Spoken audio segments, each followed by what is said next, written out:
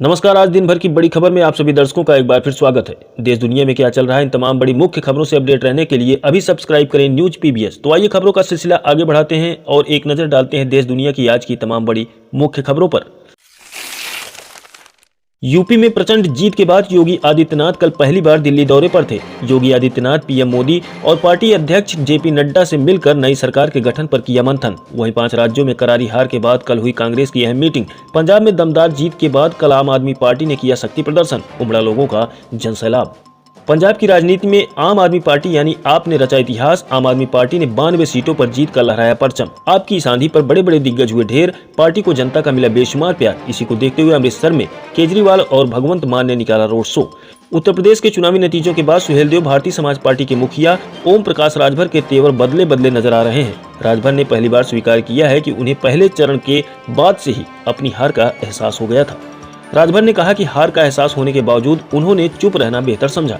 अमेरिकी brokerage company Morgan Stanley ने वित्त वर्ष 2022-23 के लिए भारत के वृद्धि दर के अनुमान को आधा प्रतिशत घटाकर 7.9% कर दिया है। इसके साथ ही मॉर्गन स्टैनली ने खुदरा मुद्रास्फीति के अनुमान को बढ़ाकर 6% कर दिया है। उसका अनुमान है कि देश का चालू खाते का घाटा बढ़कर सकल घरेलू उत्पाद यानी कि जीडीपी के 3% पर पहुंच जाएगा। आम आदमी पार्टी के विधायक भगवंत मान 16 मार्च को पंजाब के मुख्यमंत्री पद की लेंगे शपथ। भगवंत मान नवांशहर जिले में महान स्वतंत्रता सेनानी भगत सिंह के पैतृक गांव खटकड़ कला में पंजाब के मुख्यमंत्री पद की लेंगे शपथ। हालांकि इस दिन बाकी मंत्री शपथ नहीं लेंगे। मुख्यमंत्री की शपथ हो जाने के बाद 16 विधायक बाद में लेंगे मंत्री पद की शपथ।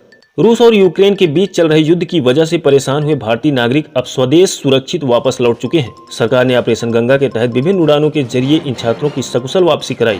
इन छात्रों को वापस लाने में कोलकाता के न्यू टाउन निवासी 24 साल की पायलट महाश्वेता चक्रवर्ती का भी अहम योगदान रहा, जो इन दिनों काफी चर्चा में बनी हुई है। पंजाब में आम आदमी पार्टी के विधायक लाभ सिंह उगोके भले ही विधानसभा का चुनाव जीत लिया है, लेकिन उनकी मां बलदेव कौर ने शनिवार को भी सरकारी स्कूल में सफाई कर्मचारी के रूप में काम किया।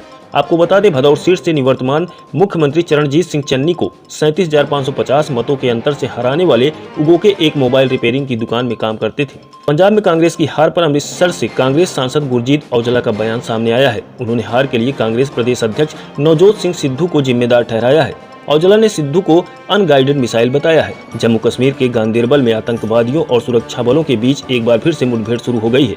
विभिन्न जगहों पर पिछले 2 दिनों में हुई मुठभेड़ में सुरक्षा बलों के जवानों ने 4 आतंकियों को ढेर कर दिया है। आतंकियों की सफाई का अभियान अभी भी जारी है। 5 राज्यों के विधानसभा चुनाव में कांग्रेस की बुरी हार हुई है। पंजाब में कांग्रेस की हार को लेकर पूर्व प्रधानमंत्री और जेडीएस नेता एचडी देवगौड़ा ने अपनी प्रतिक्रिया दी है। पंजाब चुनाव के नतीजों को लेकर देवगौड़ा ने कहा, पंजाब में कांग्रेस की विफलता के कारणों में किसान का आंदोलन और कांग्रेस पार्टी की आंतरिक समस्या शामिल है। इसने आप और विपक्षी दलों को सबसे अच्छा मौका दिया है। यूक्रेन में रूसी हमले का आज 19वां दिन है और इन 19 दिनों में यूक्रेन शहर दर शहर बर्बाद हो चुका है। जैसे जैसे जंग की तारीख आगे बढ़ रही है, तबाही और बर्बादी की नई दास्तान बुनी जा रही है।